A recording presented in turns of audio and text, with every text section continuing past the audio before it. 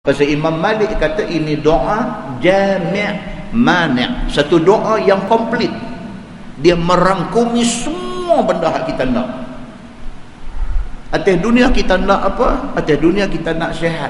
Atas dunia kita nak apa? Atas dunia kita nak murah rezeki. Atas dunia kita nak apa? Atas dunia kita nak kita selamat daripada fitnah. Atas dunia kita nak apa? Atas dunia kita nak bahagia rumah tangga. Atas dunia kita nak apa? Apa yang kita nak atas dunia ni? Rabbana atina fid dunya hasanah. Apa keperluan kita? Tuhan tahu. Tak payah pergi duk detail satu-satu, tak payah. Minta hak atas dunia ni kebaikan, minta Tuhan bagi. Tuhan lebih tahu apa keperluan kita. Wa fil akhirati hasanah, minta akhirat baik. Akhirat ni apa dia tuan-tuan? Start daripada masuk kubur, minta kita selamat daripada azab kubur. Start daripada kita bangkit di padang mahsyar, minta supaya kita selamat dengan hal ehwal mahsyar. Start daripada kita selesai segala urusan sampai lintas sirat, sampai ke syurga, itu semua hal akhirat, minta Allah bagi dekat kita hasanah fil akhirah. Masa tu tak usah fikir macam-macam, dapat aja time tu, Rabbana atina fid dunya hasanah wa fil akhirati hasanah wa qina azabannar. Apa hajat kita, apa keperluan kita, Tuhan lebih tahu. Maka Imam Malik rahimahullahu taala, dia kata ini doa komplit, tidak perlu kepada yang lain lagi. Muslimin dan muslimat yang dirahmati Allah sekalian, bila Nabi pergi ziarah sahabat sakit, bila Nabi tengok keadaan dia suffer dengan sakit dia ni, Nabi tanya dia, hang ada minta apa-apa ke dekat Tuhan dalam tempoh? Dia kata ada. Nabi kata, hang minta apa dekat Tuhan? Dia kata, saya minta kepada Tuhan, ya Allah, kalau akhirat esok ada azab nak kena saya, minta advance, minta didahulukan azab itu supaya saya tanggung atas dunia, akhirat saya tak tanggung teruk sangat. Nabi kata, subhanallah, awak yang hampir minta macam tu. Nabi kata lain kali minta kepada Allah, Allahumma rabbana atina fid dunya hasanah wa fil akhirati hasanah wa qina azabannar. Muslimin dan muslimat yang dirahmati Allah sekalian, kata hadis tu, qala fada'allahu lahu. Kata Anas bin Malik, Nabi SAW angkat tangan minta doa kepada Allah supaya Allah sembuhkan sahabat yang sakit ini. Kata hadis itu, fasyafahu, maka Allah sembuhkan dia. Muslimin dan muslimat yang dirahmati Allah sekalian, hadis itu hadis sahih riwayat Imam Muslim. Dalam hadis ni dapat kita faham bahawa kita manusia sudah tentu ada dosa. Understood. Benda tu fact, menjadi satu fakta dekat kita semua. Atas dunia kita ni abdul khata', hamba yang cukup banyak dosa.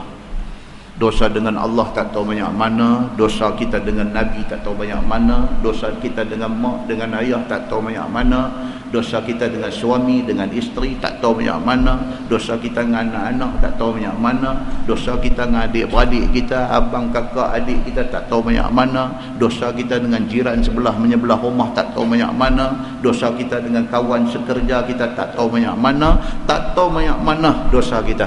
Itu hakikatnya, kita manusia yang banyak berdosa. Maka kita perlu kepada minta ampun kepada Allah Subhanahu wa ta'ala.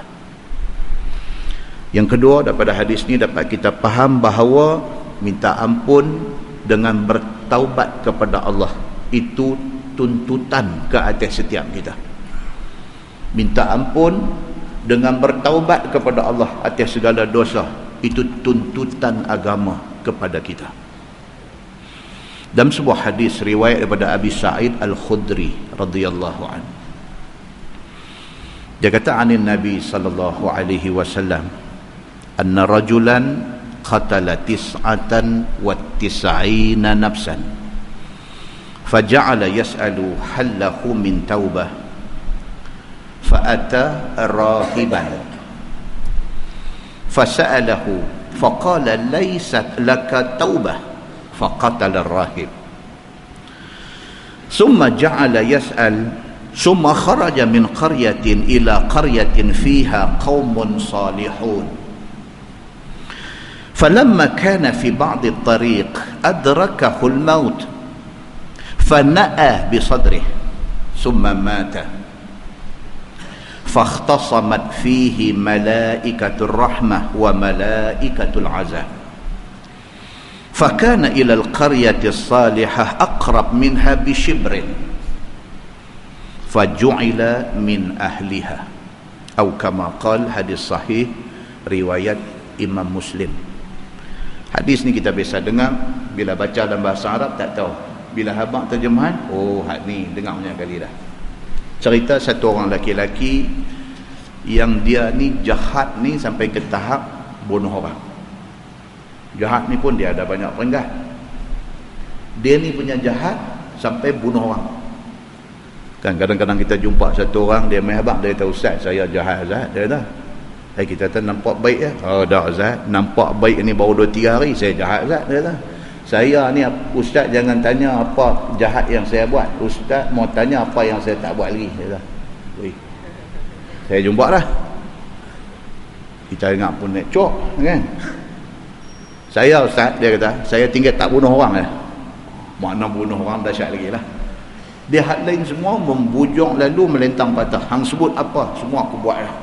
Cuma tak bunuh orang lagi. Hadis yang kita baca ni bukan hak tu. Dia bunuh orang, bahkan hadis kata, dia kata anna rajulan qatala tis'atan wa tis'ina rajulan. Dia bunuh 99 orang. Dia jahat, dia ni bukan setakat bunuh orang, dia dah bunuh 99 orang dah, saja simpan seorang lagi. Faja'ala yas'al hal rahu min taubah. Orang jahat ni tuan-tuan, dia akan sampai satu hari di mana pada hari itu tak mau dah. Siapa pun payah kita nak jumpa satu orang jahat sampai kesudah, payah. Dia akan sampai satu point, dia akan sampai satu noktah, dia akan sampai pada satu saat dan ketika sudah-sudahlah, dia kata. Dia nak tutup buku tu, dia nak start cerita baru. Sama ada dia dengan cara pi haji. Dia pi haji, dia kata saya pi buang semua sana. Jangan, haji bukan tempat lenggok sampah. Dia kata saya pergi buang habis dah Ustaz. Buang di mana? Buang di Mekah saya dah. Tu dia. Alhamdulillah, dia kata saya buang habis dah. Cuma saya nak abang satu lah, jangan sampai saya buang ke tayam ni. Kata apa saya apa? Saya ni hak ni duk balance saya banyak ni. Dia kata hak ni kalau dan saya buang buah dalam pakit, dia main panggil lama. Dia kata ada tuan-tuan. Satu sahabat saya jumpa di Langkawi. Kan? Satu sahabat jumpa di Langkawi, dia pergi jemput saya di airport ni, cerita lama lah, zaman duk rajin ceramah dulu ni, lah pencin dah. Dia jemput saya di airport, tersampai dia pun pergi ambil beg kita, ambil main buat kalut nak buah dalam kereta dia. Dia buka pintu kereta dia, main van Langkawi hak gambar ombak laut tu, main rempuh pintu kereta dia, tercabut pintu sebelah. Dia buka belah laluan orang depan airport tu, dia buka nak buah beg saya, main van ni pisau pintu tu keluar sekepin. Dia tengok benda tu lagu tu, Ustaz jom, dia kata jom kata. Saya pun naik kereta, dia pun bawa kereta, dia ligan van tu, dia buat lagu macam mana gambar orang putih ni. Dia pergi, dia nombor, dia potong, dia pergi blok di depan, dia turun main, dia buka pintu van, dia cekak budak tu keluar, dia bagi sebiji tonton, puh, kena dagu, kena mulut ni, pecah makan darah atas baju ni depan saya hati halui. Kalau kita pun jenis gangster juga, tak apalah, kita pergi lompat, pergi bagi satu tomoy kat kaunter ke apa, kita bukan jenis duk pukul orang. Darah menyembur di baju. Saya kata sudah. Ui, tuan-tuan, saya ingat habis orang tu dah. Tak habis. Dia telefon anak dia suruh mai buat main kereta lain.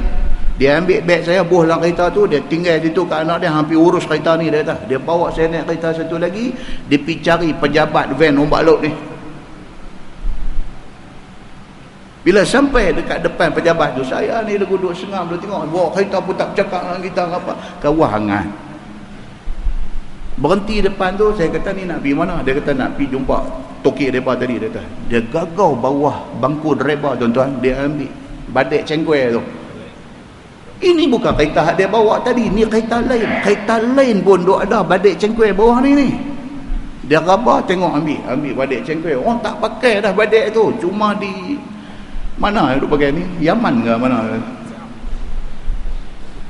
Dia ambil tu, dia angkat baju dia selit kat pinggang ni. Saya kata sudahlah, saya kata kat dia, ni aku nak main ceramah lu buat leceh macam ni. Dia ambil, dia selit ni. Dia kata, ustaz tunggu, saya nak pergi settle lah. Saya kata sudahlah. Dah sat ya. Saya kata sudah. Saya kata dia macam serba salah. Saya kata ni nak pergi juga, bawa main kat saya badik tu. Minta saya, bawa main kat saya. Dia kata tak apa, bawa main kat saya. Dia ambil bagi. Dia bagi. Kita pun tak pernah pegang benda tu. Kan? Dia duduk pegang. Dia pergi. Dia dalam pejabat tengok dia main ni dah gempang satu pejabat bangkit turun main sorry dekat dia lah apa rosak apa banyak mana tu Cina. Rosak banyak mana pun kita pergi settle semua. Sudah siap cantik kita bagi balik ni kereta. Lepas pun tak mau bergaduh dengan dia. Masya Allah tuan-tuan. Tu kira tak kasar lagi. Ni hadis kita baca ni kasar lagi. Bunuh 99 orang. 99 rajulan. Dia bunuh 99 orang. Satu hari dia main macam mana lagu nak bertobat, macam mana lagu menyesal, atas dia punya tak elok dulu ni semua dia main benda ni. Faja'ala yas'al hal lahu min taubah fa'ata rahiban. Dia pun pergi cari satu rahib, satu orang alim dalam kalangan dia. Dia pergi jumpa rahib ini, dia pergi tanya rahib ni. Dia kata saya dah bunuh 99 orang lah, saya dah menyesal, saya dah tinggal semua benda ni, macam mana? Dia kata ada jalan ke saya nak bertobat? Faqala laysat lak taubah. Rahib ni pergi jawab dekat dia, hang bunuh orang? Dia kata 99. Rahib ni kata 99 kalau hang tak ada jalan, hang memang habis. Rahib ni kata dekat dia lagu tu, faqatala rahib, maka dia bunuh rahib tu. Satu ya. Dia duk ingat nak bertaubat, dia duk ingat nak berubah. Hang pergi kata tak ada harapan nak bertaubat. Pasal apa? Pasal hang menyakit berat, hang dah bunuh 99 orang. Dia kata alang-alang tinggal satu, dia ni satu. Dia pergi pula, dia pergi cari pula satu orang alim. Pergi tanya pula kau ni. Dia kata saya dah bunuh 99 orang. Lepas tu saya ingat nak bertaubat. Saya pergi tanya Tok Rahib ni, dia kata tak ada jalan, saya bunuh dia 100. Saya nak tanya hang pula, boleh tak boleh? Kalau tuan-tuan jadi kau ni, tuan-tuan jawab apa? Tuan-tuan nak pergi nombor 101. Kawan kedua ni dia kata apa? Dia kata siapa boleh halang hang daripada Tuhan terima taubat hang? Ini Tuhan punya kuasa. Dia pun lega. Dia ni pun selamat. Okey, dia kata cuma kawan ni kata kat dia, kalau betul hang bertaubat, hang nak berubah, tak mau duduk tang tu. Kalau hang duduk tempat lama, duduk bercampur dengan orang lama, duduk berkawan dengan kawan-kawan lama, cerita nak berubah ni pembohong. Tak akan boleh ni. Macam orang isap rokok boleh berhenti tak? Boleh berhenti. Dia kata saya memang nak berhenti lah. Esok keluar pergi jumpa kawan, suar rokok. Tak aku berhenti lah. Hang berhenti, dia kata. Hang berhenti. Tolonglah. Dia kata, dia buat kata. Lepas tu dia, okey. Berhenti beli. Tak berhenti isap. Berhenti beli. Siapa pun boleh berhenti. Duk isap rokok orang. Nak berhenti sungguh ni, kena hijrah pergi satu tempat yang orang tak kenal, geng-geng apa semua baru. Bila mai orang bagi rokok, saya tak isap rokok. Tapi daripada usah bibir mulut nampak lebam. Daripada tengok gusi-gusi semua nampak betul ke dia ni tak isap rokok. Tak apa, tempat baru, orang tak tahu. Dia ni pun bagi cadangan dekat pembunuh 99 campur 1 tadi ni. Dia kata, hang kalau nak berubah, mau pindah, tak mau duduk sini, pindah pergi tempat lain, pergi cari satu environment baru, pergi cari satu kelompok kawan baru, insya-Allah hang boleh berubah. Dia pun keluar pergi. Kata dalam hadis tu, falamma kana fi ba'd at-tariq adrakahu al-maut fana'a bi sadrihi thumma mata. On the way dia nak pergi ke tempat yang dia nak berubah ni, on the way nak pergi, tersembam jatuh dan mati. Ni bertaubat dah, cuma nak pergi memulakan hidup baru sebagai orang baru. On the way nak pergi tu, sampai pertengahan jalan Rabah tersembam, fana'a bi sadri, tersembam di dada dia, famata, mati. Turun mai malaikat rahmat dengan malaikat azab. Malaikat rahmat kata, dia ni on the way nak pergi bertaubat, aku nak bawa dia ke syurga. Malaikat azab kata, no, belum tahu lagi, sebab dia belum sampai sana. Takkan sampai sana dia tak berubah. Jadi di antara dua malaikat ni, dalam hadis kata, fakhtasamat fihi malaikatur rahmah wa malaikatul azab. Malaikat rahmat, malaikat azab sudah jadi berbalah. Ni dia ni nak bawa ke mana? Allah Subhanahu wa taala hantar satu keputusan hukum. Daripada kampung dia jahat sampai tempat mati, dari tempat mati sampai tempat dia nak berubah. Hukum tengok hak mana dekat. Dalam hadis Bukhari kata apa? Sebenarnya dia masih dekat dengan kampung asal dia. Dia jauh lagi nak pergi tempat dia berubah. Tapi Allah ubah benda tu. Nampak tempat mati dengan tempat dia nak pergi dekat sejengkai. Allah ubah. Sebagai nak bagi pengajaran kepada semua orang bahawa siapa yang bertaubat, dia akan dapat kebaikan pada dia. Maka akhirnya diputuskan, faju'ila min ahlil jannah, maka diputuskan dia ahli syurga. Muslimin dan muslimat yang dirahmati Allah sekalian, apapun kesalahan yang kita buat, minta ampun kepada Allah. Sudahlah. Kita hidup sebagai orang yang menghindari dosa. Dalam sebuah hadis riwayat daripada Al-Aghar radhiyallahu an. Al-Aghar pernah cerita kepada Abdullah bin Umar bin Al-Khattab radhiyallahu an. Dia kata, qala Rasulullah sallallahu alaihi wasallam, ya ayyuhan nas, tubu ila Allah, fa inni atubu fil yawm ilaihi mi'ata marrah. Atau kama qal, hadis sahih riwayat Imam Muslim. Al-Aghar cerita kepada Abdullah bin Umar bin Al-Khattab. Dia kata Nabi SAW pernah sebut ke dia. Nabi pernah sebut dekat Al-Aghar, dia ni sahabat Nabi. Nabi kata, ya ayyuhan nas, Nabi kata, wahai manusia semua, tubu ilallah, taubatlah kepada Allah. Minta ampunlah kepada Allah atas dosa-dosa kita. Minta ampun kepada Allah, bertaubatlah. Fa inni atubu fil yawm ilaihi mi'ata marrah. Nabi kata, kerana aku sendiri. Nabi kata, Nabi sendiri.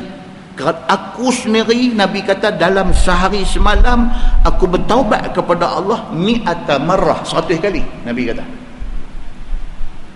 Tu saya kata, hamba, aku ni Nabi. Nabi kata, aku yang Nabi ni, aku yang dekat dengan Allah ni, dalam sehari semalam aku minta ampun kepada Allah, aku bertaubat kepada Allah mi'ata marrah, 100 kali. Dia kata, apatah lagi hampa, lebih lagi lah hampa kena minta ampun kepada Allah Subhanahu wa ta'ala sebanyak-banyaknya.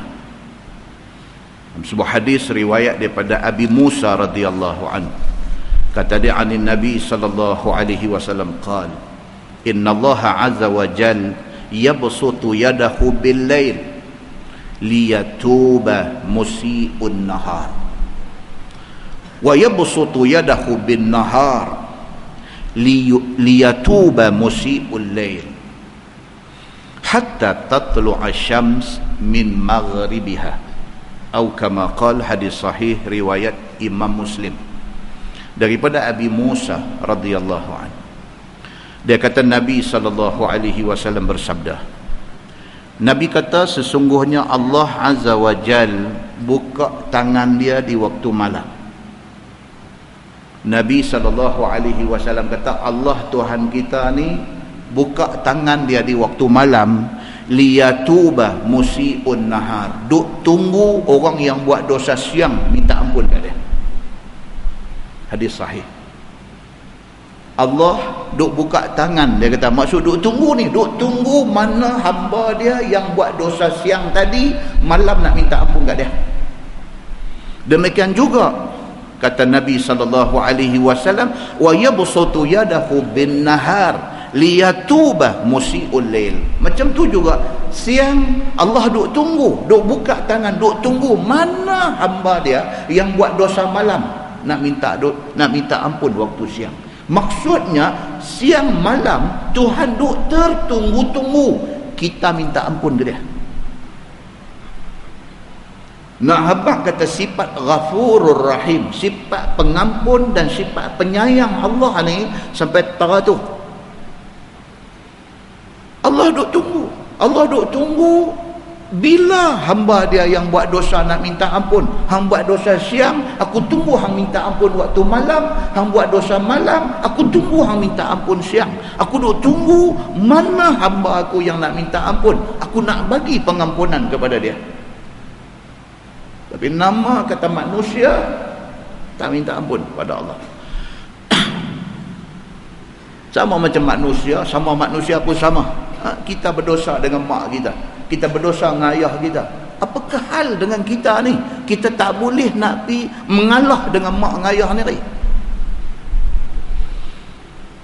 Dosa kata dengan Allah besar sangat. Ni hak duk nampak depan mata ni. Mak kita, ngayah kita. Kita ada buat satu benda, bagi dia kecil hati. Kita ada buat satu benda, bagi dia terentak hati. Kita ada buat satu benda, bagi hati dia tak senang dengan kita. Dan kita tahu benda tu. Dan kita tak boleh minta ampun kat dia. Kita tak pergi, kita tak berasa pun nak pergi, nak pegang tangan dia, nak cium tangan dia, kata mak saya minta ampun, mak saya salah. Kita tak kata benda tu. Kita tahu kita salah, tapi kita tak mau minta ampun. Kalau dengan mak duk nampak depan mata, kita boleh keras hati, kita boleh pergi duk buat tak mau minta ampun kat dia. Ni kepula Allah Subhanahu Wa Taala tak nampak ke mata kita. Kita buat tak heran kat Tuhan. Muslimin dan muslimat yang dirahmati Allah sekalian. Kan Nabi SAW bagi tahu, kata Allah duk tertunggu-tunggu mana hamba dia yang buat dosa. Pasal apa? Tak main minta ampun kat dia. Dalam sebuah hadis riwayat daripada Abi Hurairah radhiyallahu anhu, kata dia, qala Rasulullah sallallahu alaihi wasallam, yaqulu Allah azza wa jalla, ana 'inda zanni 'abdi bi wa ana ma'ahu hina yadhkuruni in zakarani fi nafsi zakartuhu fi nafsi wa in zakarani fi mala' zakartuhu fi mala'in hum khairun minhum wa in taqarraba minni shibran taqarrabtu ilaihi dhira'an wa in taqarraba ilayya dhira'an taqarrabtu minhu ba'an wa in atani yamshi ataituhu harwalah atau kama qala. Hadis sahih riwayat Imam Muslim daripada Abi Hurairah radhiyallahu anhu. Kata dia, Nabi SAW bersabda, Nabi kata Allah berfirman, ini hadis qudsi, Allah berfirman, Allah kata ana 'inda zanni 'abdi bi, Tuhan kata aku macam mana yang hamba aku sangka terhadap aku. Zan maksud dia sangka. Macam mana kita ingat Tuhan, Tuhan akan respon balik lebih kurang macam tu. Wa ana ma'ahu hina yadhkuruni, Tuhan kata kalau sekiranya hamba aku ingat aku dalam diri dia. Wa ana ma'ahu hina yadhkuruni in zakarani fi nafsi zakartuhu fi nafsi Kalau sekiranya manusia tu ingat aku dalam diri dia, Tuhan kata aku akan ingat dia dalam diri aku. Nampak tuan-tuan? Tuhan ni dia macam tu. Hang lagu mana, aku lagu tu. Hang ingat dekat aku ingat dekat hang. Dalam hadis Qudsi, Nabi bagi tahu, kata Allah kata macam tu.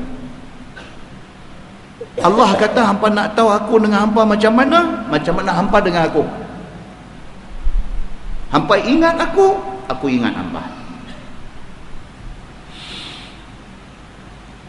Wa in zakarani fi mala'in zakartuhu fi mala'in hum khairun minhum. Kalau tengah orang ramai, hampa ingat dekat aku, Tuhan kata, aku ingat dekat hampa di depan lebih ramai orang lagi. Tuhan kata, kalau kita tengah duduk ramai-ramai ni, kita ingat Allah, oi susah tuan-tuan. Selalunya kita ingat Allah ni bila? Waktu duduk seorang baru duduk teringat Tuhan. Bila duduk ada ramai ni, bila seronok, kita lupa Tuhan. Tapi kalau tengah ramai ni, hang boleh ingat dekat aku, Tuhan kata, di tengah lebih ramai daripada tu, aku ingatkan. Di mana tuan-tuan? Di mahsyar. Tempat perhimpunan paling ramai manusia ialah mahsyar. Tuhan kata, kalau tengah ramai hang ingat dekat aku, di tengah lebih ramai daripada tu, aku ingatkan. Maksudnya, kalau kita boleh mengekalkan ingat Allah, di mahsyar Tuhan ingat kita. Oh tuan-tuan, kalau Tuhan ingat kita masa tu, Allahu Akbar. Di mahsyar semua manusia mengharapkan Tuhan nampak dia. Bukan kata ingat dia, nampak dia. Di waktu peluh ni sampai ke parah hidung. Oh, kalau baca hadis ni, hadis mahsyar ni, peluh ada manusia tenggelam takat buku lali, ada takat sak, takat perut betih, ada yang sampai rukbah, sampai tahap lutut, ada yang peluh sampai hikwai, sampai pinggang, ada yang peluh sampai sadr, sampai dada, ada yang peluh sampai ke lubang hidung. Peluh ni duk tenggelam di padang mahsyar ni, duk berjinjat nak menyawa. Dalam keadaan macam tu, kita nak sangat kut-kut Allah nampak kita. Samsuri, mai, bukan suruh masuk syurga dah, suruh pergi hisab awal pada orang lain, dah cukup besar rahmat tuan-tuan. Ini pula Tuhan kata apa? Bukan kata nampak aja, aku ingat kan. Di mahsyar tu, waktu manusia ni tak tahu berapa bilion punya ramai ni, Tuhan ingat kita. Pasal apa? Pasal masa atas dunia, waktu kita duduk tengah ramai-ramai, kita ingat dia, maka dia ingat kita masa tu. Tak tahu nak abang tuan-tuan, tak tahu nak abang. Kita hari ni lah, cara-cara kita hari ni lah. Tengah duk ada dalam orang ramai ni, satu orang besar mai, Perdana Menteri mai, majlis duk ada ramai-ramai ni, Perdana Menteri turun-turun kereta jalan, dia nampak kita. Mi, panggil Mi aja, nama Azmi. Perdana Menteri nampak kita satu dah seronok, dia panggil kita short, dia tak panggil Azmi, dia panggil Mi. Mi, mai. Allahu Akbar tuan-tuan. Bukan lubang hidung luah, habis segala-gala lubang luah. Jalan mengepak satu macam ayam Belanda yang duk pergi ni. Pasal apa? Pasal Perdana Menteri kenal aku. Apa sangat? Bukan dapat duit pun, dapat panggil main CN aja. Seronok ni, balik ni nak tidur duk kodek kaki ni. Ambil aku puas hati sungguh tadi. Apa benda? Ini di mahsyar Allah ingat kita. Tak tahu nak abang nak buat contoh lagu mana lagi. Muslimin dan muslimat yang dirahmati Allah sekalian, Allah Subhanahu wa taala kata, aku lagu mana hampa dengan aku. Hampa ingat aku ingat hampa. Depan tengah ramai hampa ingat aku, tengah lagi ramai pada tu, aku ingat pada hampa. Wa in taqarraba minni shibran taqarrabtu ilaihi dhira'an. Allah sebut dalam hadis Qudsi ni, dia kata, kalau sekiranya hampa mai rapat dengan aku sejengkai, aku akan rapat dengan hampa sehasta. Tuhan dia akan bagi more than that, lebih pada tu. Hang dekat dengan Tuhan sejengkai, maksudnya apa?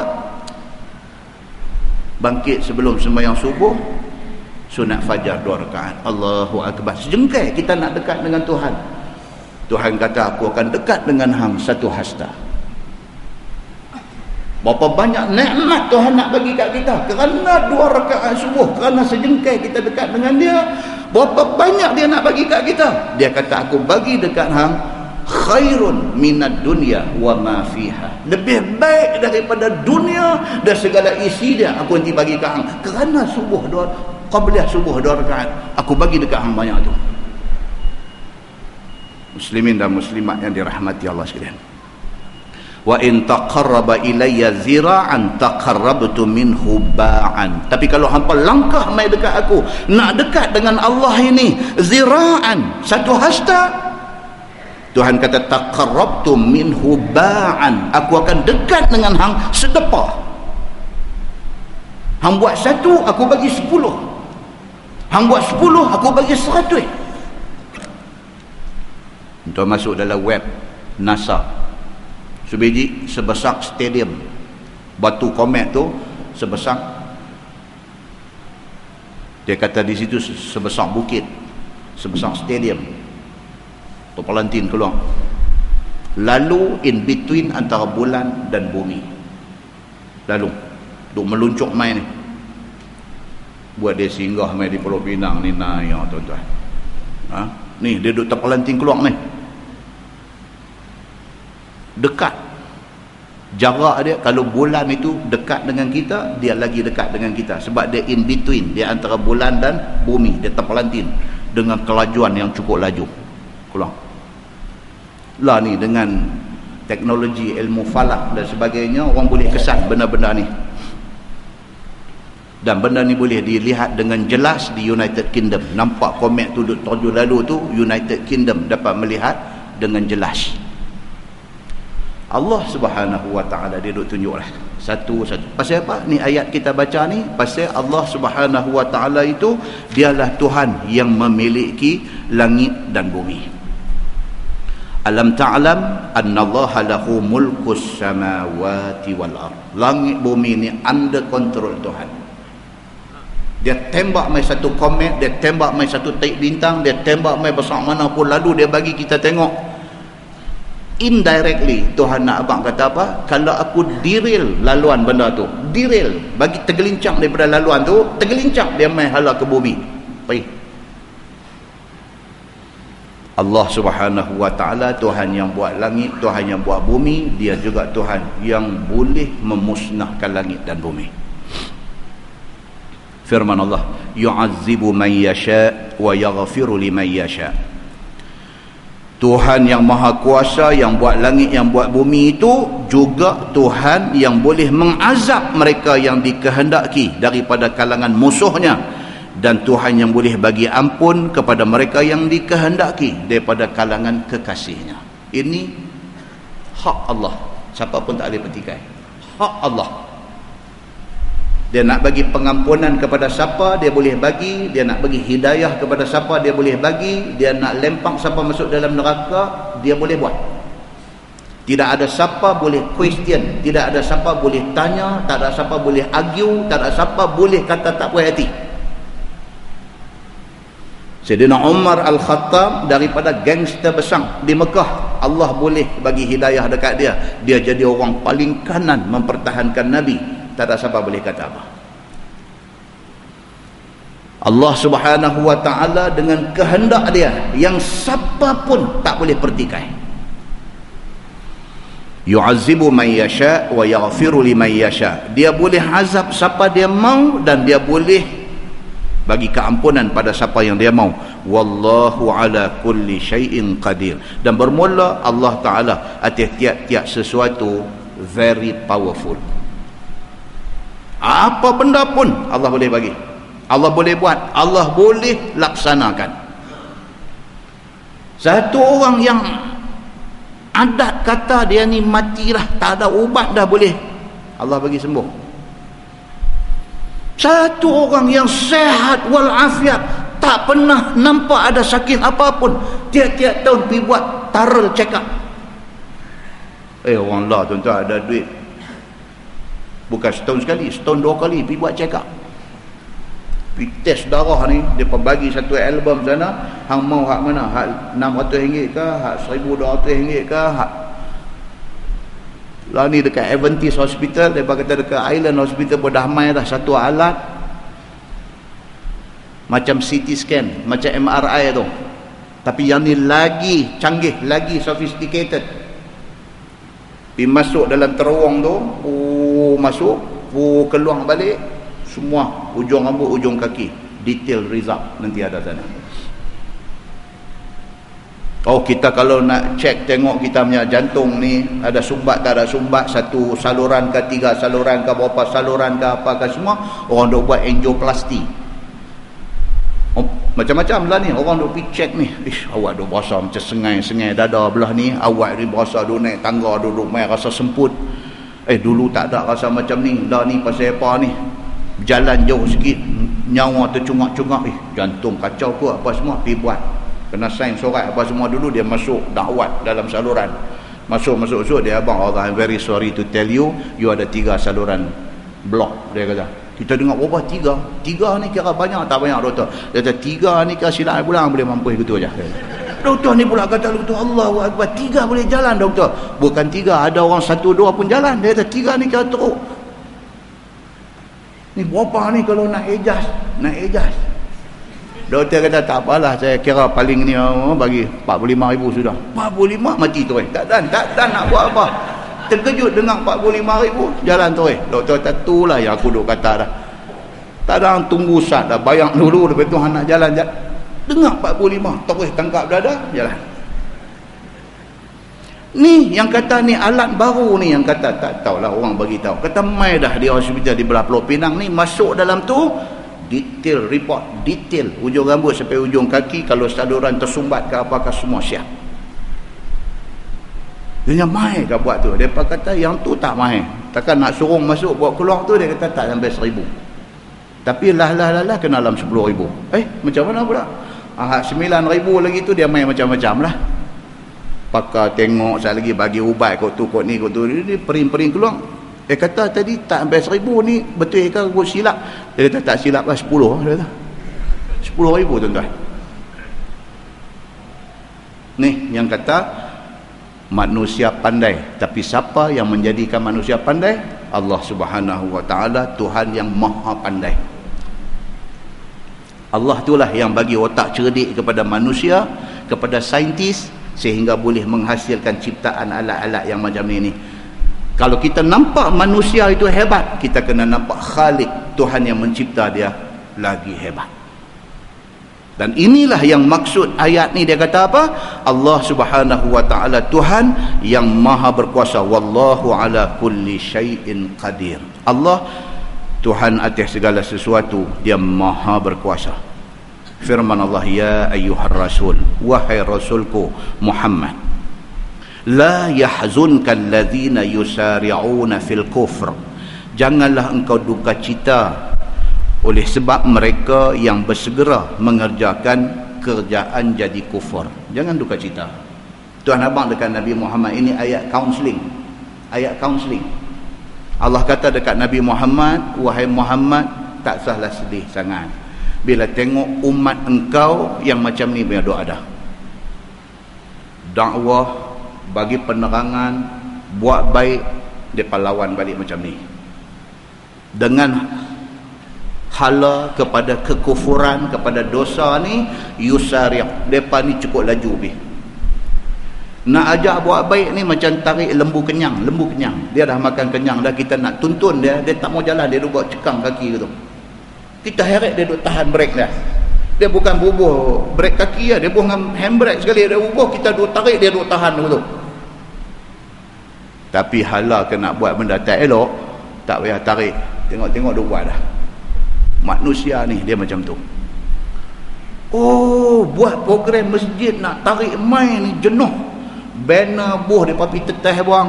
Ni geng nakal ni, ya Allahu Akbar. Tak jadi di sini jadi tang lain, tak jadi tang lain jadi sini, dia lagu tu aja. Bubuh banner elok dah, dia pergi teteh bang. Dia tak mau mai tu satu pasal, dia pergi teteh, tak mau bagi orang mai. Ni yang kata manusia ni, Itu tak teruk. Zaman Nabi SAW lagi teruk. Kan kita duk baca hadis banyak kali dah, Nabi duk sujud semayang, mereka main lumbuk perut unta atas belakang, lagi teruk. Apa benda yang mereka tak buat dekat Nabi Muhammad, mereka buat semua kat dia. Mereka fitnah dia, mereka tohmah dia, mereka buat cerita bukan-bukan tentang dia, sampai ke tahap mereka tuduh isteri Nabi yang kata Aisyah radhiyallahu anha dituduh kata berlaku curang dengan sahabat Nabi yang bernama Safwan. Hari-hari duk fikir apa kita boleh buat nak bagi Nabi ni jadi serabut. Mereka merencanakan berbagai-bagai benda nak bagi Nabi susah dalam kerja dakwah dia. Allah turun ayat ni kepada Nabi, wahai Rasul, ya la yahzunkal ladzina yusari'una fil kufr, janganlah duka cita dengan depa yang laju bila nak pergi buat kerja kufur dan dosa ni. Tersusah hati dengan orang macam ni. Minal ladzina qalu amanna bi afwahihim wa lam tu'min qulubuhum, kerana mereka ni adalah orang yang berkata di mulut amanna, kami beriman, mulut kata beriman, dan tiada beriman mereka itu di hati, sebenarnya tak beriman. Mulut mengaku beriman, hati sebenarnya tak beriman. Ini mereka, iaitu mereka lah orang munafik. Allah beritahu dekat Nabi, puak ni mulut kata beriman. Pasal apa? Pasal dia tengok semua orang keliling pakat beriman. Kata, kita pun mengaku beriman lah. Kan? Cari ni lah. Tuan-tuan nak cari orang perempuan yang tak mau pakai tudung, susah dah lah ni. Susah. Boleh kata budak sekolah pergi sekolah pakai tudung. Boleh kata orang kerja pejabat ni, kalau nak jumpa seorang dua orang tak mau pakai tudung ni susah. Ada lagi tapi susah dah. Majoriti pakai. Dalam yang majoriti pakai tu, yang betul-betul pakai pasal faham beberapa orang, dengan yang siapa pakai pula leceh, pakai juga. Ada juga. Janji pakailah. Kita kira lain janji pakailah, tapi nak bagi dia faham tu, dia pakai pasal apa?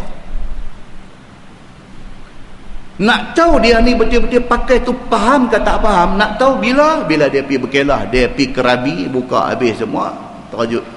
Tak lah, buang habis dah, tersangkut ranting pokok mana pun tak tahu, dia main habis rambut marupu semua keluar habis. Maknanya hang faham tak faham ni, yang hang duk pakai tudung ni hang faham ke tak faham? Tak faham. Pakai pasal apa? Dah semua orang pakai, tak pakai nampak tak elok pakai piah. Zaman Nabi SAW bukan soal yang kecil-kecil macam ni, soal lagi besar. Mereka kata amanna, kami beriman dengan Allah, tapi Nabi kata tak, mereka mengaku bi afwahihim, mulut aja mengaku, tapi hati mereka tak beriman dengan Allah. Nampak tuan? Di situ kita boleh faham, orang faham dengan orang tak faham, di situlah perbezaan dia. Muslimin dan muslimat yang dirahmati Allah sekalian. Kemudian dia main di bawah tu hukum zina, dia kata. Ada satu hadis tuan-tuan, riwayat daripada Abdullah bin Abbas radhiyallahu anhu. Kata dia, qala Umar bin Al-Khattab wa huwa jalis ala minbari Rasulillah sallallahu alaihi wasallam, inna Allah qad ba'atha Muhammadan sallallahu alaihi wasallam bil haqq wa anzala alaihi al-kitab, فكان مما أنزل عليه آية الرجم قرأناها ووعيناها وعقلناها فرجم رسول الله صلى الله عليه وسلم ورجمنا بعده فأخشى إن طال بالناس زمان أن يقول قائل ما نجد الرجم في كتاب الله فيضل بترك فريضة أنزلها الله وإن الرجم في كتاب الله حق على من زنى إذا أحصن من الرجال والنساء إذا قامت البينة أو كان الحبل أو اعتراف أو كما قال حديث صحيح riwayat Imam Muslim. Ni nak cerita pasal hukum zina. Kata Abdullah bin Abbas radhiyallahu anhu, Umar bin Al-Khattab radhiyallahu anhu satu hari kata, Ibnu Abbas kata, Sayyidina Umar ada pernah kata, waktu tu wa huwa jalisun ala minbari Rasulillah sallallahu alaihi wasallam. Umar duduk di atas mimbar Nabi. Mimbar Nabi hak asal tu mana pi tuan-tuan? Duk ada di bawah tapak mimbar lah ni. Kalau kita pergi Madinah lah ni, kita tengok mimbar Nabi. Mimbar hak Nabi guna dulu dah lama, dah dimamah usia, patah, reban, relai, ditanam di bawah mimbar lah ni. Position mimbar itu sangat penting. Position, tempat letak mimbar ni sangat penting. Pasal apa? Pasal dia disebut dalam hadis. Nabi kata, di antara rumah aku dengan mimbar aku, Nabi sebut raudhatun min riyadil jannah.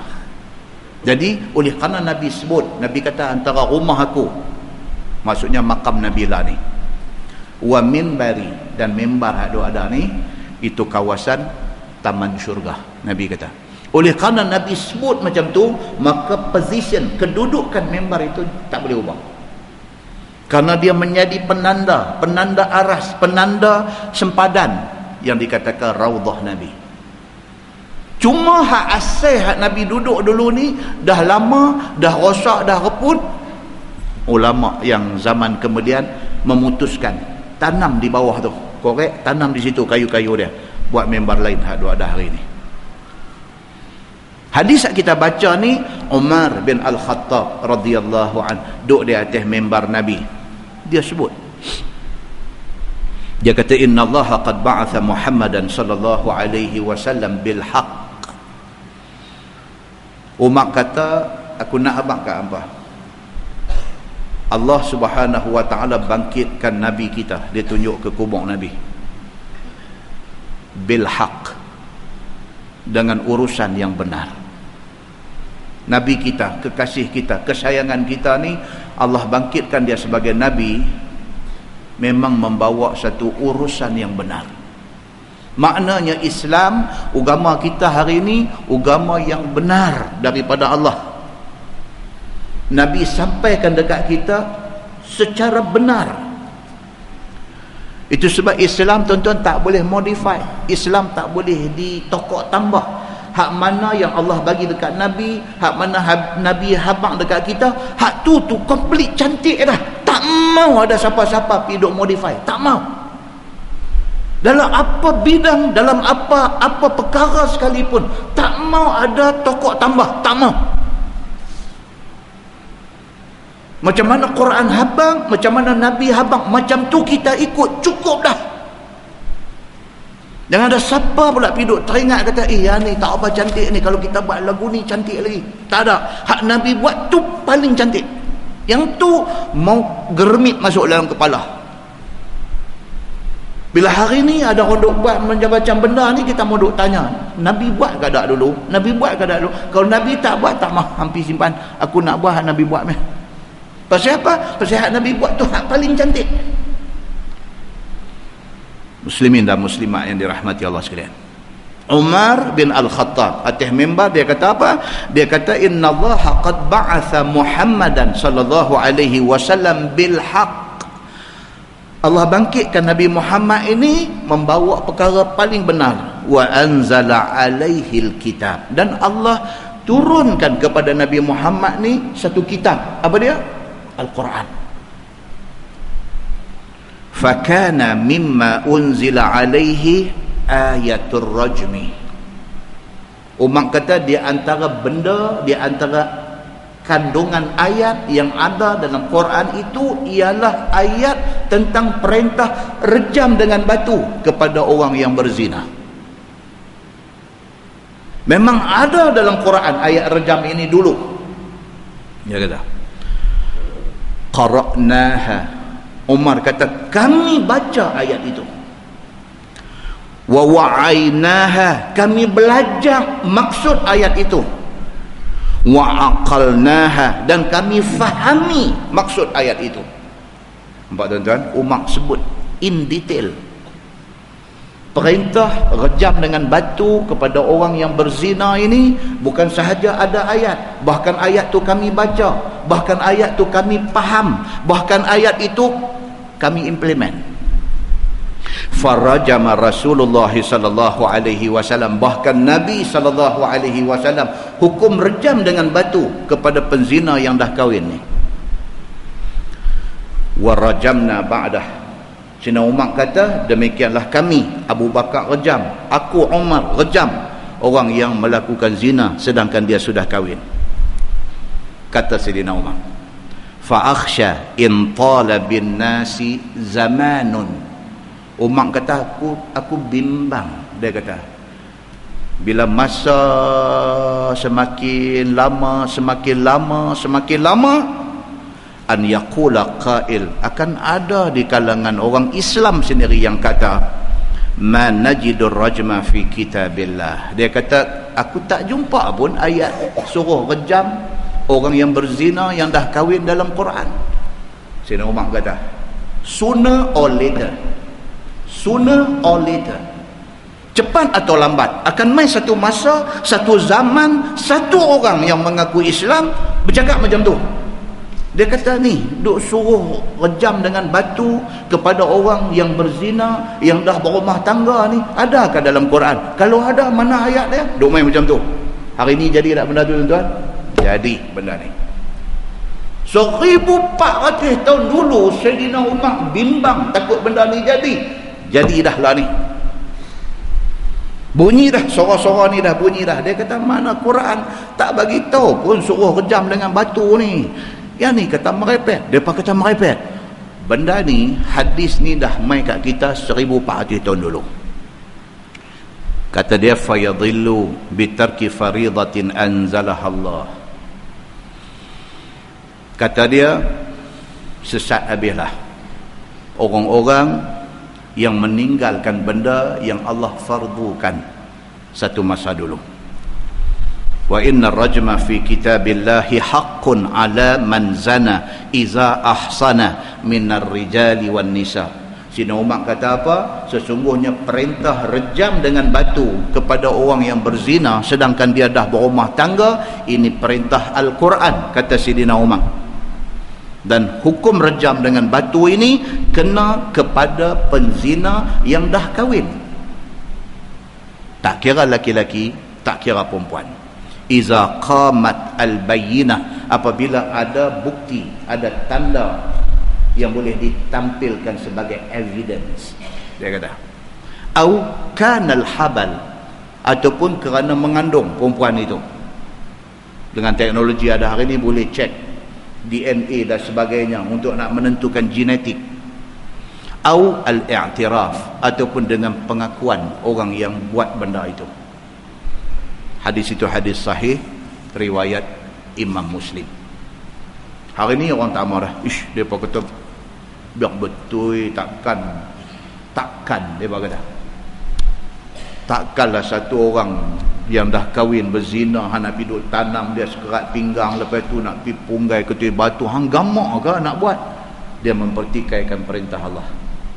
Kerana kita tak gamak nak buat benda tu, maka orang yang gamak berzina semakin ramai.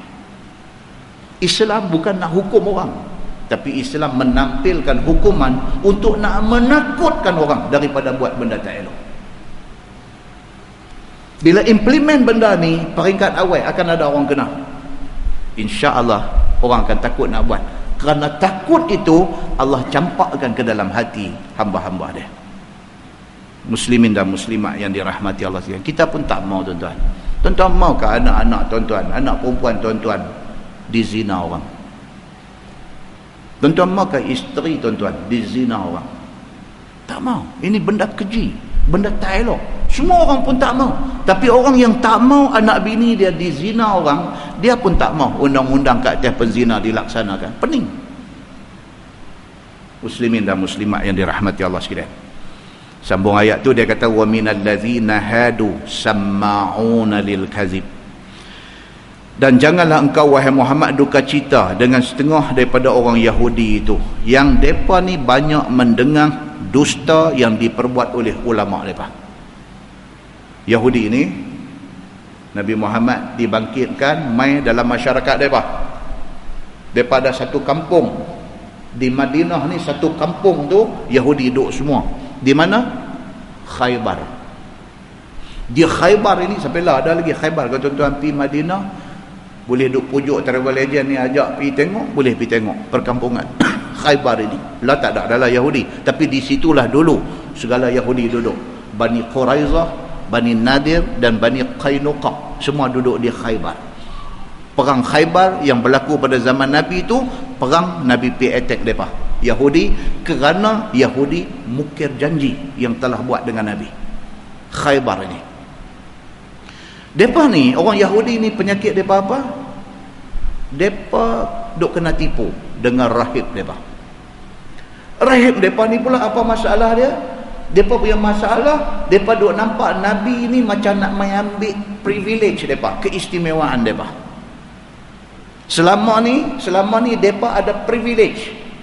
Rahib-rahib Yahudi ini mereka dihormati oleh masyarakat Yahudi. Apa-apa orang cari mereka, apa-apa orang tunjuk respect dekat mereka, apa-apa orang refer dekat mereka. Tiba-tiba dengan kerana Muhammad mai ke Madinah, orang beralih kepada Nabi Muhammad. Mereka rasa mereka kehilangan privilege. Pasal itu aja manusia, tuan-tuan, manusia. Kita daripada satu orang yang dihormati, mai satu orang beralih pergi ke kau tu, kita dah tak syok dah. Pasal apa? Pasal kita manusia. Tak boleh nak buat apa. Manusia ni kalau dia boleh lawan nafsu tu, dia okey. Tapi kebanyakan tewas dengan nafsu tu.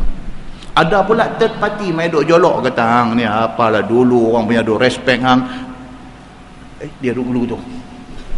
Macam orang duk main cucuk pinggang, dia lagu nak lompat lagu tu. Manusia.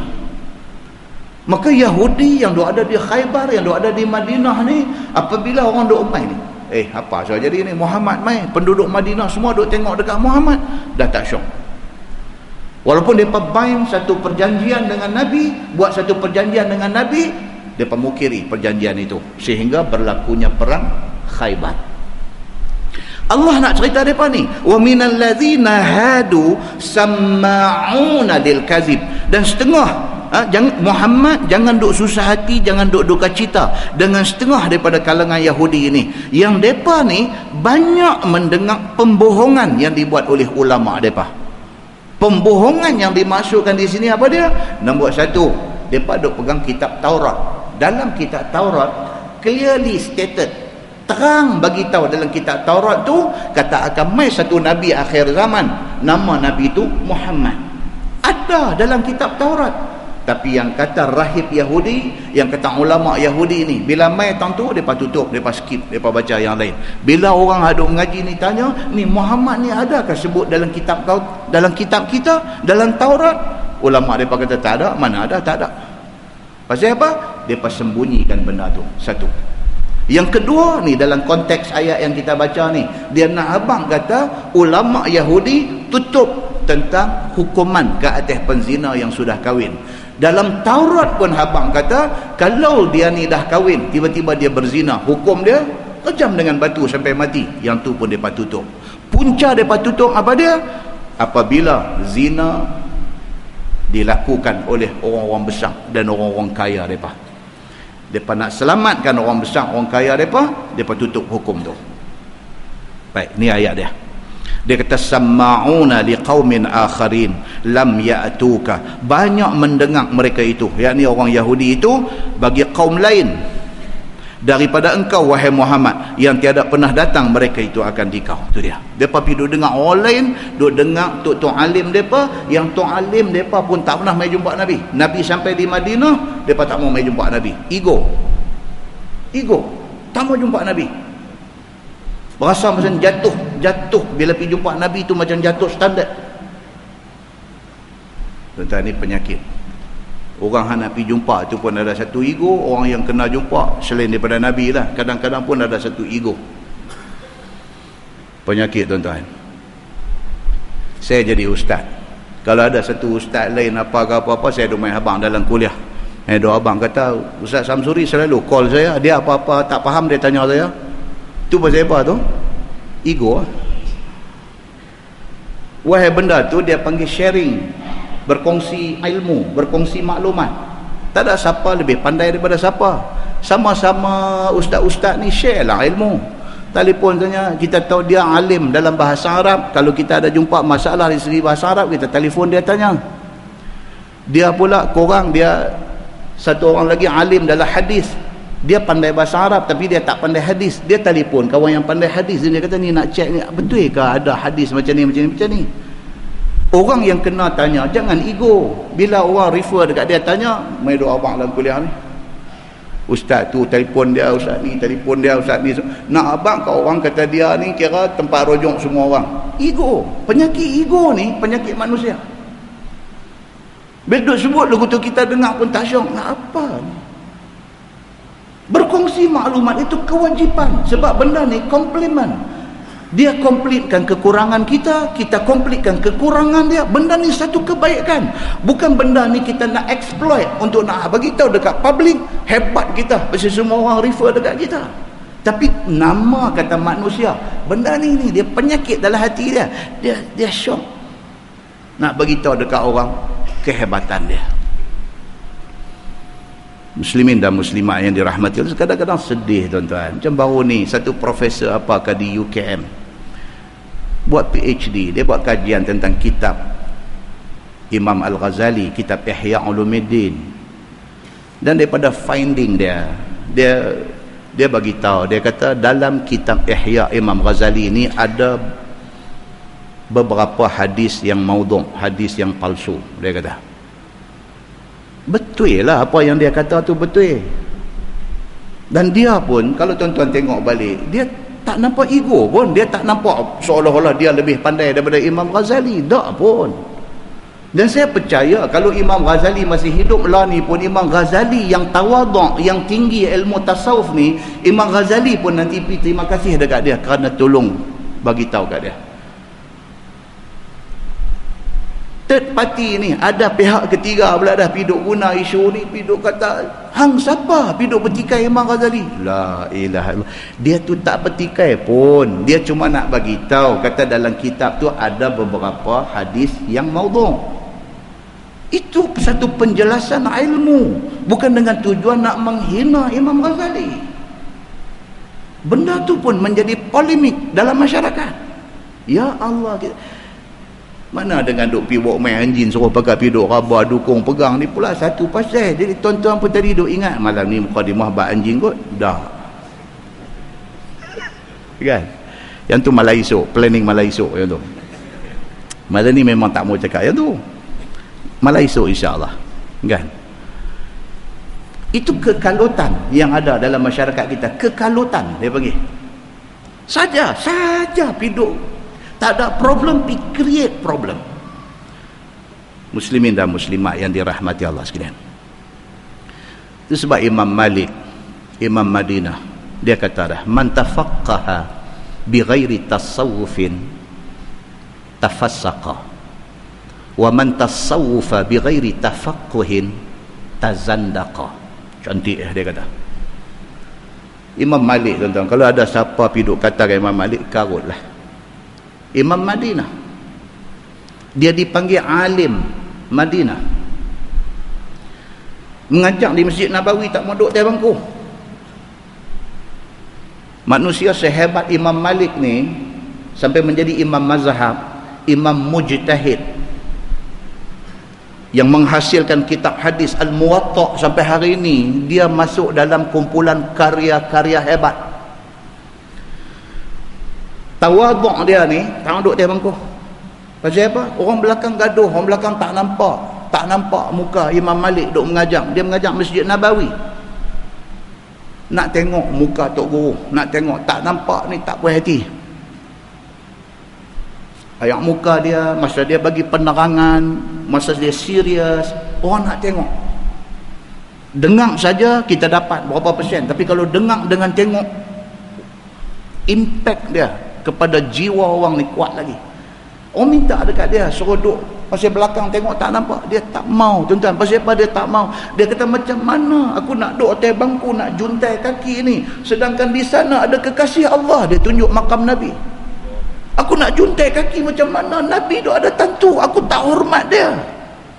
Warak ni sampai tahap tu. Memang ulama dulu macam tu. Tuan-tuan tak akan jumpa ulama-ulama sehebat imam-imam ini condemn sama-sama, mereka tak akan jumpa. Pasal apa? Pasal hati mereka bersih.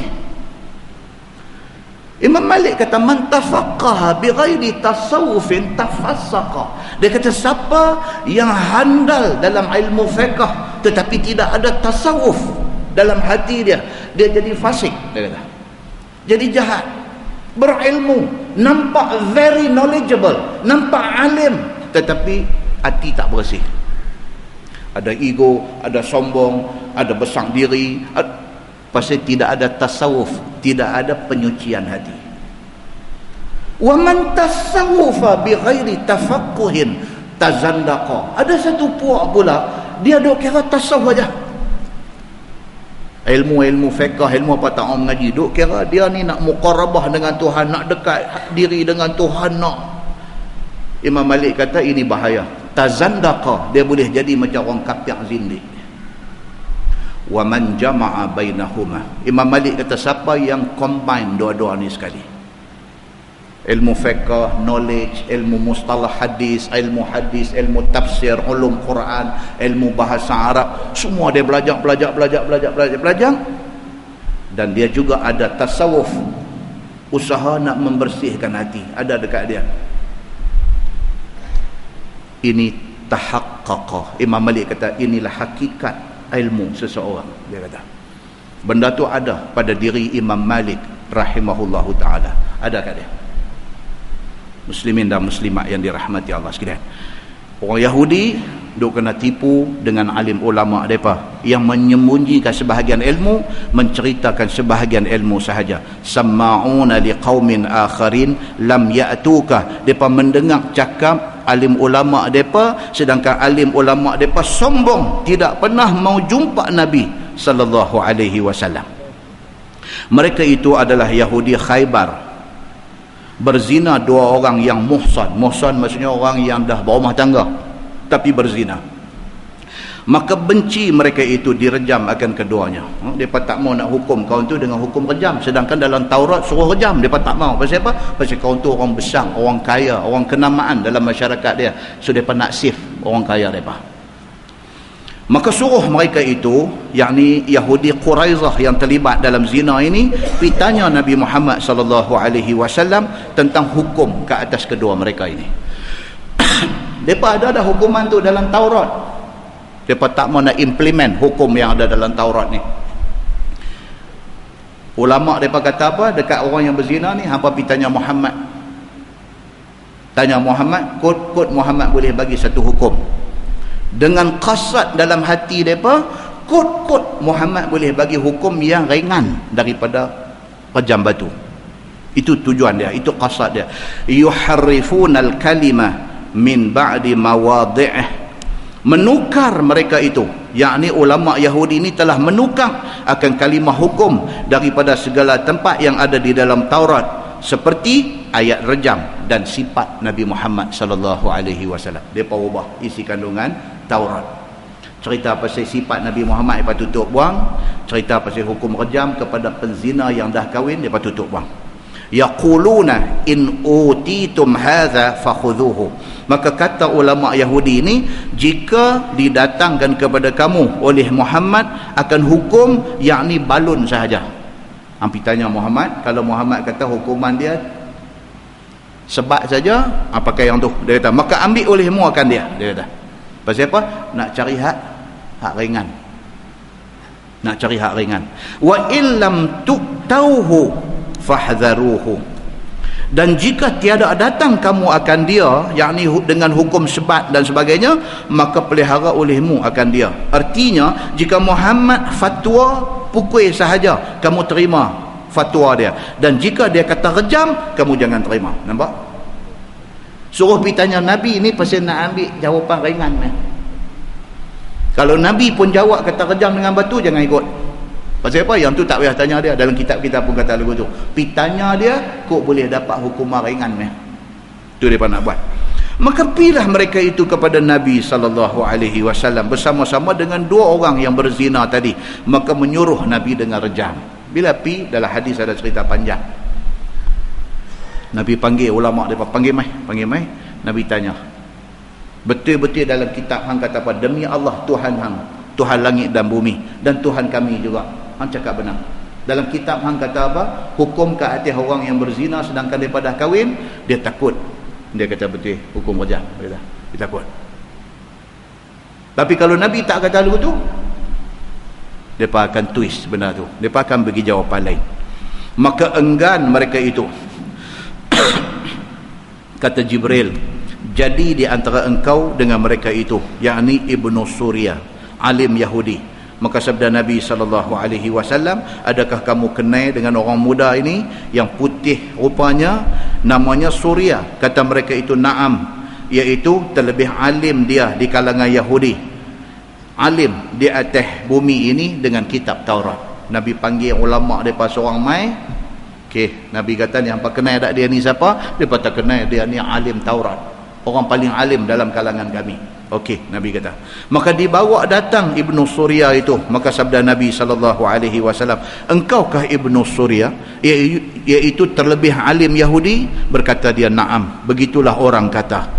Sabda Nabi SAW kepada orang-orang Yahudi, adakah kamu redha kalau sekiranya dia jatuh hukum kepada kamu? Kata mereka, na'am. Nabi tak jatuh hukum. Nabi panggil ulama mereka mai depan mereka. Nabi kata, hampa mengaku tak? Kata dia ni alim. Dia kata betul, dia memang orang alim kalangan kami. Alright.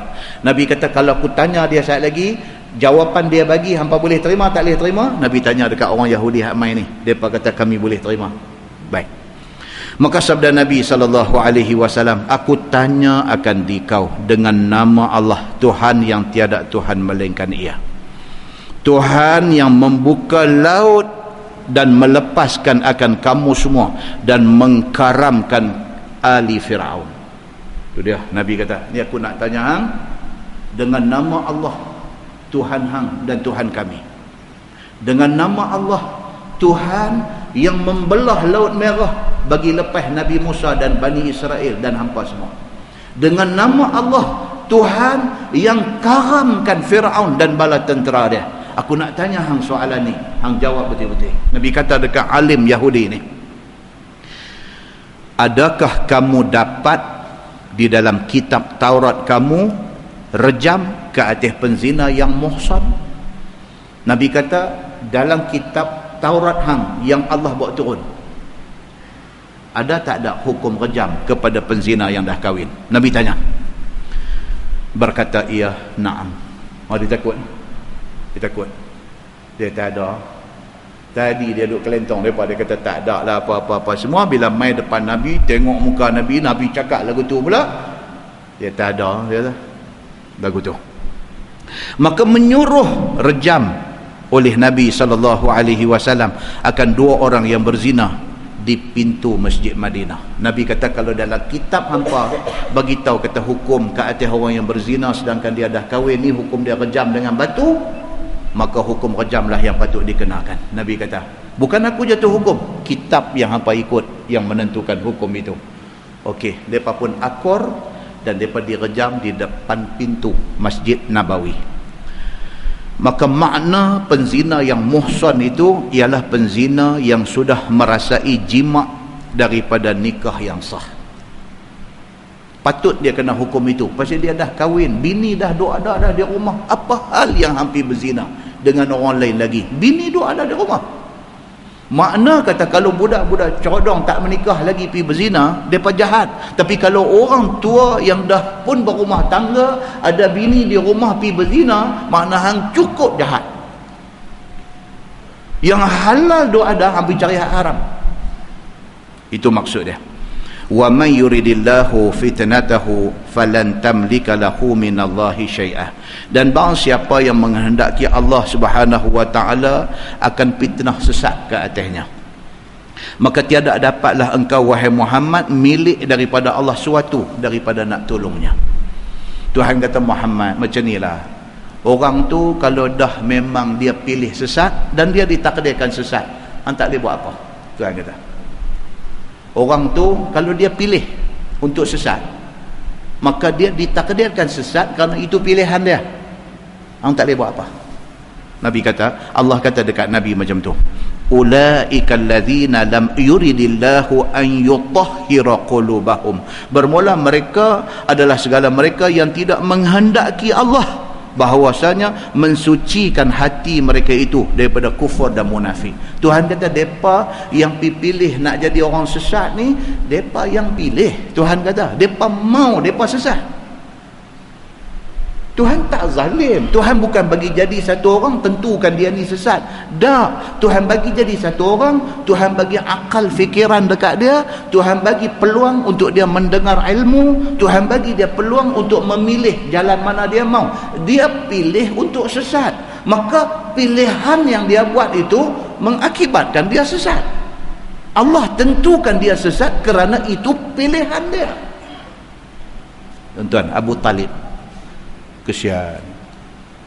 Kalau Hamzah, adik-adik ni, Hamzah bin Abdul Muttalib dengan Abu Talib, adik-adik, Hamzah boleh pilih untuk masuk Islam, dia tak mau. Tapi punya sayang Nabi, Abu Talib ni punya sayang Nabi ni, Allah saja yang tahu sayang dia dekat Nabi. Tapi pasal apa yang dia tak mau nak mengucap kalimah syahadah ni? Pasal apa? Pasal dia bagi tahu dekat Nabi, Muhammad, aku tahu kata hang betul. Aku tahu apa yang hang bawa ni betul. Tapi kalau aku ikut hang, apa bangsa aku akan kata dekat aku? Itu pasal dia.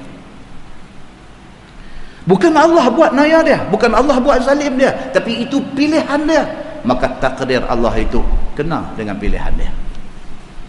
Muslimin dan muslimat yang dirahmati Allah sekalian.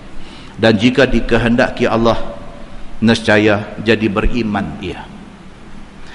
Lahum fid dunya khizyun, bagi mereka itu pada dunia itu kehinaan, yakni kena jizyah, yakni kena cukai hasil kepala masa hidup atas dunia. Orang yang pilih untuk jadi orang bukan Islam ni hina atas dunia pasal kena bayar jizyah. Orang Islam tak kena, bukan Islam kena bayar jizyah, itu penghinaan atas dunia. Walahum fil akhirati azabun azim, dan bagi mereka di hari akhirat azab yang sangat besar. Atas dunia hina, akhirat tak tahu nak cerita macam mana depa di depan Allah Subhanahu wa taala. Nah, wallahu alam. Lepas ni kita masuk sama'una lil kazib. Banyak mendengar mereka itu bagi dusta daripada alim ulama depa.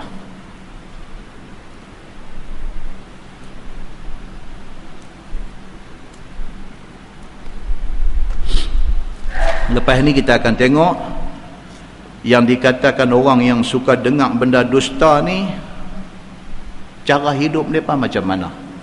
Dia ada kaitan rupanya cara hidup kita dengan pendirian yang kita ambil, ada kaitan. Ayat yang akan datang akan menceritakan manusia ni kalau dia sama'una lil kazib, suka dengar benda dusta, cara hidup dia Allah akan bagi tahu. Dengan kerana dia pilih cara hidup tu, maka kerana itulah dia susah nak terima Quran dengan hadis. Kita tengok jangan cara hidup mereka tu ada ke kita. Pasal apa? Kalau ada, kita akan jadi manusia yang susah nak terima kebenaran Al-Quran dan hadis Nabi SAW. Kemudian dia akan main tajuk yang akan datang, cerita tentang qisas. Qisas ni bukan setakat dia bunuh orang, dia kena bunuh balik, tetapi qisas ini juga melibatkan banyak benda. Dia patahkan gigi satu orang, orang tu berhak patahkan gigi dia. Dia lukakan badan satu orang, orang tu berhak lukakan badan dia. Cuma yang peliknya dalam Quran Allah Subhanahu wa taala sebut, dia kata di dalam hukum qisas itu ada kehidupan. Yang ni apa maksud dia? Kita nanti tengok apa maksud dalam qisas ada kehidupan, sedangkan qisas itu hukum mati. Tapi Allah kata dalam qisas itu ada kehidupan. Apa maksud ayat itu? Kemudian kita akan tengok juga perbandingan di dalam Injil dan di dalam Quran tentang benda-benda hukum ini. Nah, kita tangguh dengan tasbih kafarah. dan suratul Asr. Subhanakallahumma wa bihamdik, asyhadu an la ilaha illa anta, astaghfiruka wa atubu ilaik. Bismillahirrahmanirrahim. Wal 'asr innal insana lafi khusr illa allazina amanu wa 'amilus salihat wa tawasaw bil haqq wa tawasaw bis sabr. اللهم صل على محمد في الأولين والآخرين وسلم رضي الله تبارك وتعالى عن ساداتنا أصحاب سيدنا رسول الله أجمعين. بسم الله الرحمن الرحيم. الحمد لله رب العالمين حمدا يوافي نعمه ويكافئ مزيده. يا ربنا لك الحمد كما ينبغي لجلال وجهك الكريم وعظيم سلطانك. رضينا بالله ربا وبالإسلام دينا وبمحمد نبيا ورسولا. اللهم افتح علينا فتوح العارفين وارزقنا فهم النبيين بجاه خاتم المرسلين. اللهم فقهنا في الدين وعلمنا التأويل واهدنا صراطك المستقيم. اللهم أرنا الحق حقا وارزقنا اتباعه وأرنا الباطل باطلا وارزقنا اجتنابه. اللهم اجعل جمعنا جمعا مرحوما وتفرقنا من بعده تفرقا معصوما. وصلى الله على محمد وعلى آله وصحبه وسلم والحمد لله رب العالمين. السلام عليكم.